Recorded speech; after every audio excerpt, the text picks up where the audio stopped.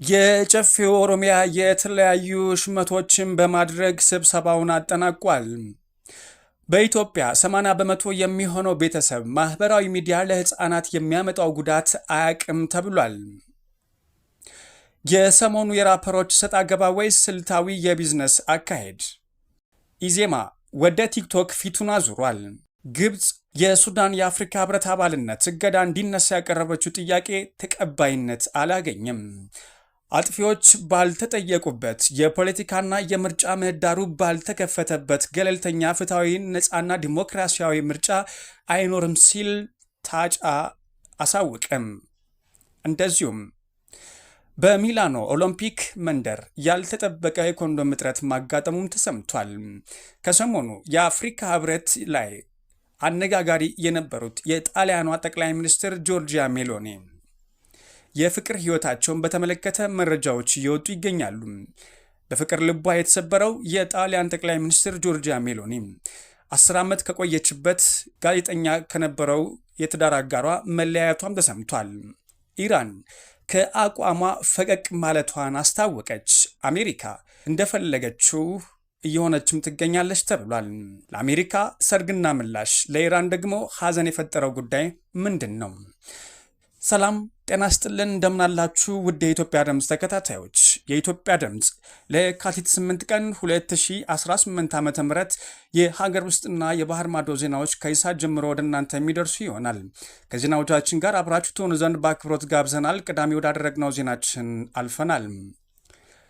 80 በመቶ የሚሆነው ቤተሰብ ማህበራዊ ሚዲያ ለህፃናት የሚያመጣው ጉዳት አያውቅም፣ ኢንተርኔትን በአግባቡ አይጠቀምም ሲል ሚኒስቴር መስሪያ ቤቱ ገለጸ። የሴቶችና ማህበራዊ ጉዳይ ሚኒስቴር በበይነ መረብ አማካኝነት ህፃናት ላይ የሚደርሰው ጥቃት እየጨመረ መሆኑን ተናግሯል። በመስሪያ ቤቱ የህፃናት ጥበቃ ስርዓት ማጎልበል ዴስክ መሪ ስራ አስፈጻሚ የሆኑት አቶ አለሙ ወልዴ ኢንተርኔት ከሚጠቀሙ ዕድሜያቸው ከ12 እስከ 17 ከሆኑ ታዳጊዎችም ከአራቱ አንዱ የችግሩ ሰለባ እንደሚሆኑ ጥናት እንደሚያሳይ ገልጸው ከአራቱ ህፃናት አንዱ የችግሩ ሰለባ መሆኑ ደግሞ ቀላል አይደለም ብለዋል። ሆኖም ይህን ያሳየው ጥናት እንኳን የጠናው በ2021 መሆኑን የገለጹት ሲሆንም በኢትዮጵያ የኢንተርኔት ጠቃሚዎች ቁጥር 26.6 ሚሊዮን ደርሷል። በአሁኑ ወቅት ደግሞ በበይነ መረብ አማካኝነት ጥቃት የሚደርስባቸው ህፃናት ቁጥር ደግሞ በምን ደረጃ ላይ ነው ሲል ተጠይቀውም ነበረ።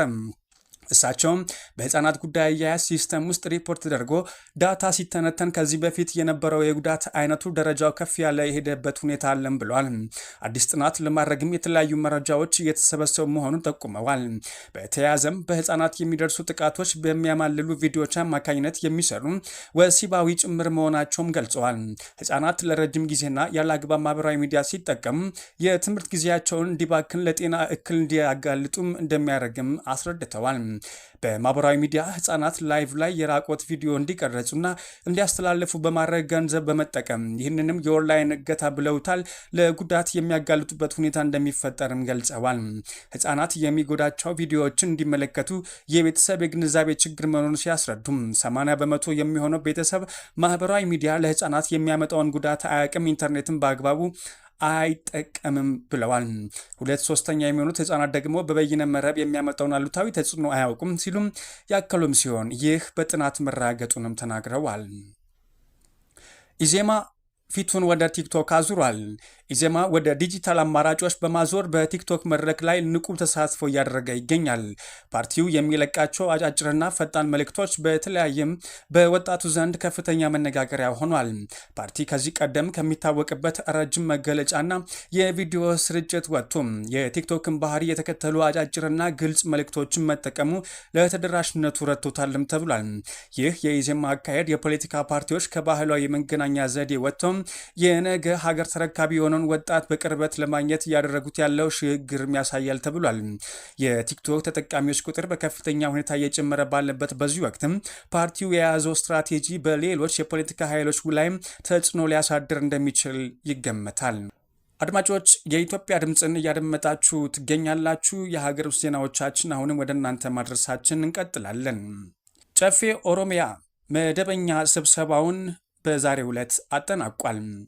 የጨፌ ኦሮሚያ 10ኛ መደበኛ ጉባኤም በሹመቶችና በአዳዲስ ውሳኔዎች መጠናቀቁም የተሰማው በአዳማ ከተማ በአባ ገዳ አዳራሽ ለ2 ቀናት ሲካሄድ የቆየው የኦሮሚያ ጨፌ 6ኛ የሥራ ዘመን 5ኛ ዓመት 10ኛ መደበኛ ጉባኤ ዛሬ ፍጻሜውን አግኝቷል። በቆይታውም ክልላዊ ፋይዳ ያላቸው ሪፖርቶች መርምሮ ከማጽደቁም በላይ ልዩ ልዩ ሽመቶችን ሰጥቷል። ቁልፍ ውሳኔዎችና የተከናወኑ ተግባራት፣ የ6 ወራት አፈጻጸም፣ የክልሉ ርዕሰ መስተዳድር አቶ ሽመልስ አብዲሳ የስራ አፈጻጸም አካላት የ6 ወራት የስራ ሪፖርት ለጉባኤ አቅርበዋል። ኢትዮጵያ በ4 የአፍሪካ ሀገሮች የመርከብ ንግድ አገልግሎት የሚሰጥ ድርጅት ልታቋቁም ነው። 1.7 ቢሊዮን ዶላር የውጭ ምንዛሬ ለማግኘት እንደታቀደም ተገልጿል። በሚቀጥሉት 5 ዓመታት በትንሹ በ4 የአፍሪካ ሀገሮች ውስጥም የመርከብ ንግድ አገልግሎት የሚሰጥ ድርጅት ለማቋቋም ማቀዷን የኢትዮጵያ ባህር ትራንስፖርትና ሎጂስቲክስ አገልግሎት አሳውቋል። ኢባትሎ ይህንን የገለጸውም 3 ዓመታት የፈጀው የ239001 በ2025 የጥራት ስራ አመራር ስርዓት ትግበራ የእውቅና ሰርተፊኬት የካቲት 5 ቀን 2018 ዓ.ም ሲያገኝ ነው። ዋና ስራ አስፈጻሚው አብዱል በር ሸምሱ እንደተናገሩትም እስከ 22 ድረስም የሚዘልቅ የ5 ዓመት ስትራቴጂ ነድፎ መንቀሳቀስ መጀመሩን በትንሹ በ4 የአፍሪካ ሀገሮች በንግድ ትብብር አማካኝነት ከጫፍ እስከ ጫፍ ዘላቂ የሎጂስቲክስ አገልግሎት የሚሰጥ ድርጅት ከሀገር ውጭ ማቋቋም አንዱ ቁልፍ ግብ መሆኑን ተናግረዋል። 4ቱ ሀገሮች እነማን እንደሆኑ ሪፖርተር ጥያቄ ያቀረበላቸው ቢሆንም ዋና ስራ አስፈጻሚው አገሮቹን እስካሁን እንዳልተገለጹ ገልጸዋል። የገቢዎች ሚኒስቴር የልዩ መለያ ወይም የኪውአር ኮድ ደረሰኝ እጥረት እንዳጋጠመው አሳወቀ። ሚኒስትሩ ችግሩ በስርጭት ምክንያት መሆኑን ገልጿል። ደረሰኝ በማጣታቸው ምክንያት ስራቸው ለተስተጓጎለ ነጋዴዎችም ማብራሪያ መስጠቱንም ገልጿል። ከጥር 1 ቀን 2018 ዓ.ም ጀምሮ ነባሩ ደረሰኝ አገልግሎት ላይ እንዳይውል መወሰኑን ተከትሎ አዲሱ የኪውአር ኮድ ደረሰኝ ለማግኘት ነጋዴዎች መቸገራቸውና ለኪሳራ እየዳረጉ መሆኑን እየገለጹ ይገኛሉ። የገቢዎች ሚኒስቴር ለዚህ መዘግየት ምላሽም ሰጥቷል። ችግሩ የተፈጠረው በህትመት ሳይሆን በስርጭት መዘግየት ምክንያት መሆኑን የሚኒስትሩ ኮሚኒኬሽን ዳይሬክተር አቶ በፍርዱ ተሰማ ገልጸዋል። በብቸኝነት ደረሰኙን እያተመ ከሚገኘው የብርሃንና ሰላም ማተሚያ ድርጅት ተቀብሎ እስከ ግብር ከፋዩ ለማድረስ ባለው ሂደት በተለይም በክልሎች የጊዜ መራዘም ታይቷልም ብለዋል። ሚኒስቴሩ ችግሩን ለመፍታት ክትትል የሚያደርግም ቡድን አቋቁሟል። ቡድኑ በየቅርንጫፎቹና በማተሚያ ቤቱ በአካል በመገኘት ስርጭቱ እንዲፋጠን እየሰራ መሆኑንም ገልጸዋል። ጠላቶቻችን አሁንም ወደ አዲስ ጦርነትና ከበባ ለመግባት ግፊት እያደረጉ ነው ሲሉ ዶክተር ደብረጽዮን ገብረ ሚካኤል ተናገሩም። የህወሓት ሊቀመንበር ዶክተር ደብረጽዮን ገብረ ሚካኤል የትግራይ ህዝብ በአሁኑ ወቅት እጅግ አደገኛ በሆነ የህልውና ፈተና ውስጥ እንደሚገኝ ገለጹም። ሊቀመንበሩ 51ኛው የካቲት 11 በዓል አስመልክተው በዋሽንግተን ዲሲ ለሚገኙ የትግራይ ተወላጆች ባስተላለፉት መልእክትም ጠላቶቻችን አሁንም ወደ አዲስ ጦርነት ከበባ ለመግባት ግፊት እያደረጉ ነው ሲሉ ማስጠንቅቀዋል። ዶክተር ደብረጽዮን በመልእክታቸው እንደገለጹትም የፕሪቶሪያው የሰላም ስምምነት በተግባር ተጥሷል። ህዝባችን ተበትኖ ባለበት፣ ወገኖቻችን ወደ ቀያቸው ባልተመለሱበትና ስምምነቱ ተንጠልጥሎ በቀረበት በዚህ ወቅትም አሁንም እቅዳቸው አጠፋቸዋለሁ የሚል መንፈስ ካለው አካል ጋር ነው ያለ ነው ብለዋል። ይህም ሁኔታ ትግራይ ወደ ሌላ ጦርነትና ጥፋት እየመራት መሆኑን በግልጽ አመላክተዋል። የውስጥና የውጭ ሴራዎች በትግራይ አንድነት ላይ የሚሰነዘሩ ጥቃቶችን በተመለከተ ሊቀመንበሩ ጠላት አዲስ የኢኮኖሚና የፖለቲካ ከበባ ለመፍጠር ግፊት እያደረገ መሆኑን በውስጥና በውጭ ያሉ ከዳተኞችና ጠላቶች የኋላ ቀርነትና የአካባቢነት ስሜት በመቀስቀስ ትግራይን ለመበተን እኩይ ተግባር እያከናወኑ መሆኑን ተናግረዋል። በዲፕሎማሲው ረገድ የሚደረጉ የውጭ ጫናዎች፣ ሴራዎች ተጠናክረው መቀጠላቸውን ለህልውናቸው በጋራ እንቁም ሲሉ አክለዋል። ዶክተር ደብረጽዮን የትግራይ የገጠማት ይህንን የማይታለፍ የሚመስል ፈተና ለመሻገር ብቸኛው መንገድ አንድነት መሆኑንም አሳስበዋል። ሊቀመንበሩ አክለውም በትጥቅ ትግሉ ወቅትም የታየውን ጥንካሬና በጦርነት ወቅት የተመዘገበው ድል በመድገምም የትግራይን ሉዓላዊነት ለማረጋገጥ ሁሉም የትግራይ ተወላጅ አቅሙን አስተባብሮ እንዲነሳ ጥሪ አቅርበዋል። አዲስ አበባ ከባድ እንግዳ ልታስተናግድ ነው። ከአቡዳቢ እስከ አዲስ አበባ የፕሬዝዳንት ኤርዶጋን ጉብኝት በጉጉት እየተጠበቀ ይገኛል። የቱርክ ፕሬዝዳንት ረሲብ ጣይብ ኤርዶጋን የፊታችን ማክሰኞ አዲስ አበባ የሚገቡም ሲሆን ጉብኝቱ በቱርክና በኢትዮጵያ መካከል ያለውን ስትራቴጂካዊ ወዳጅነት ወደ ላቀ ደረጃ የሚያሸጋግር ታላቅ ክስተት ነው ተብሏል። ፕሬዝዳንቱ በጠቅላይ ሚኒስትር አብይ አህመድ ግብዣ ወደ ኢትዮጵያ ከመምጣታቸው አስቀድሞ ሰኞ ዕለት በተባበሩት አረብ ኤምሬትስ ከሼክ መሐመድ ቢን ዛይድ ጋራም የሚያደርጉት ውይይት የጉዞውን ቀጠናዊ ፋይዳና የሶስቱን ሀገራት ጥብቅ ዲፕሎማሲያዊ ትስስር የሚያሳይ ነውም ተብሏል። ይህ ጉብኝት በዋናነት በሁለቱ ሀገራት መካከል ያለውን የመከላከያና የቴክኖሎጂ ትብብር ለማጠናከር ያለመም ሲሆን በተለይም ቱርክ ለኢትዮጵያ በምታቀርባቸው ዘመናዊ ወታደራዊ መሳሪያዎችና በሰው አልባ አውሮፕላኖች ዙሪያ ተጨማሪ ስምምነቶች ይደረጋሉ ተብሎም ይጠበቃል። ከጸጥታ ዘርፍ ባሻገርም ቱርክ በኢትዮጵያ ያላት ግዙፍ የኢንቨስትመንት ድርሻ ለማሳደግና በንግድ ልውውጥ ዙሪያ አዳዲስ የትብብር መስኮች ለመክፈት ጉብኝቱ ትልቅ እድል ይፈጥራልም ተብሏል። በአጠቃላይ የኤርዶጋን የአዲስ አበባ መግባት ቱርክ በአፍሪካ ቀንድ ያላትን ተሰሚነት ከማሳደጉም በላይ ኢትዮጵያ በቀጠናው ያላት ዲፕሎማሲያዊ ሚዛን የሚያጠናክር ነውም ተብሏል። መሪዎቹ በዝግ በሚያደርጉት ቆይታ በሁለትዮሽ ግንኙነት፣ በኢኮኖሚ ትስስርና በቀጠናዊ የሰላም ጉዳዮች ላይም በዝርዝር ይመክራሉ ተብሎ ይጠበቃል። የጥር ወር የዋጋ ግሽበት ወደ 9.8 ከፍ ማለቱ ተሰምቷል። በጥር ወር የ2018 ዓ.ም የሀገሪቱ አጠቃላይ የዋጋ ግሽበት መጠን 9.8 በመቶ መድረሱ ተገለጸ። ይህም ከአንድ ወር በፊት በታህሳስ 2018 ዓ.ም ከነበረው የ9.7 በመቶ ጋር ሲነጻጸር መጠነኛ ጭማሪ አሳይቷል።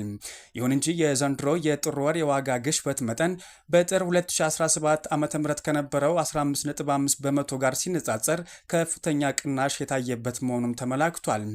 ለዋጋ ግሽበቱ መጨመር የምግብና አልኮል ያልሆኑ መጠጦች ዋጋ በ10.4 በመቶ ማደግ ዋነኛ ምክንያት መሆኑ የተጠቀሰም ሲሆን ይህም በዋናነት የአትክልት፣ የስጋ፣ የወተት ተዋጽኦች፣ የእንቁላል፣ ፍራፍሬ፣ የዘይትና የስኳር የመሳሰሉ ምግብ ሸቀጦች ዋጋ በመጨመራቸውም ነው ተብሏል።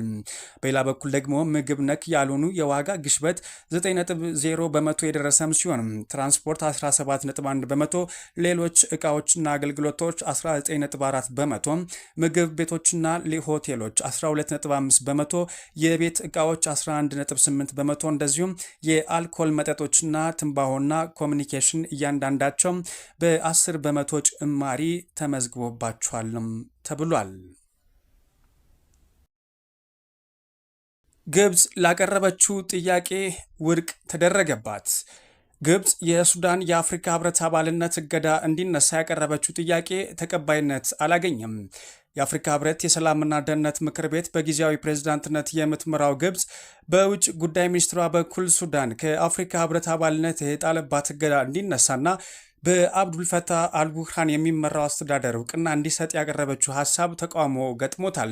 የአፍሪካ ተወካዮች የሱዳን የህብረቱ አባልነት እገዳ ከመነሳቱ በፊት መሟላት ያሉባቸው ግልጽ ሁኔታዎች አሉ ማለታቸው ተዘግቧል። ግብፅ ይፋዊ ባልሆነ መንገድ የሱዳን የውጭ ጉዳይ ሚኒስትርን ከሌሎች የአፍሪካ ሀገራት አቻቸው ጋር አገናኝታ ድጋፍ ለማሰባሰብ ያደረገችው ሙከራም አልተሳካም። የውጭ ዜናዎችን እየነገርናችሁ ትገኛላችሁ አድማጮቻችን። በፍቅር ልቧ የተሰበረው የጣሊያን ጠቅላይ ሚኒስትር ጆርጂያ ሜሎኒ አዲስ አበባ የነበሩት የጣሊያን የመጀመሪያው ሴት ጠቅላይ ሚኒስትር ጆርጂያ ሜሎኒ በፖለቲካው መድረክ የብረት ግድግዳ እየተባሉም ይጠራሉ። የግል ህይወታቸው ግን እንደ ማንኛውም ሰው በደስታና በፈተናዎች የተሞላ ነው። በተለይ በቅርቡ ከረጅም ጊዜ የትዳር አጋራቸው ጋር የገቡበት አነጋጋሪ መለያየት የዓለም አቀፍ የሾውቢዝ መገናኛ ብዙሃን ትልቅ አጀንዳ ሆኖም ሰንብቷል። ጆርጂያ ሜሎኒ ከጋዜጠኛ አንድሪያ ጃምብሩኖ ጋራ ለ10 ዓመታት ያህል አብረው ኖረዋል። ምንም እንኳን ሜሎኒ የቤተሰብ እሴቶች ተከራካሪና ወግ አጥባቂ ፖለቲከኛ ቢሆኑም እሳቸውና ጃምብሩኖ በሃይማኖታዊ ስርዓት ሳይጋቡ ወይም ሳይቆርቡ አብረው መኖራቸውና የልጃቸው ጄኔቭራ ወላጆች መሆናቸው የጣሊያን ሚዲያዎች ዘንድ ዘወትር የሚነሳ ጉዳይ ነበረ። አንድሪያ ጃምብሩኖ በጣሊያን የሚዲያ ኢንዱስትሪ ውስጥ ስም ያለው ጋዜጠኛም ቢሆንም ከሜሎኒ የስልጣን እድገት ጋር ተያይዞ ግን የግል ህይወታቸው ይበልጥ በብርጭቆ ቤት ውስጥ ያለ እንዲሆን አድርጎታል። እንደ አውሮፓውያን አቆጣጠር በጥቅምት 2023 በሜሎኒና በጃምብሩኖ የፍቅር ታሪክ ባልጠበቀ መልኩ ማክተሙም ተሰምቷል። መለያየቱ የመጣው ጃምብሩኖ ስትሪጂያ ላቲዚያ በተሰኘው የቴሌቪዥን ፕሮግራም ላይ ከስራ ባልደረቦቹ ጋር የጾታ ስሜት ቀስቃሽና አላስፈላጊ ንግግሮችን ሲያደርግ የሚያሳይ የተቀረጹ ድምጾች ይፋ መደረጋቸውን ተከትሎ ነበረ። ከመለያየቱም በኋላ ሜሎኒ ለልጃቸው ጄቭራ ያላቸውን ጥበቃና ፍቅር ይበልጥ አጠናክረዋልም ተብሏል።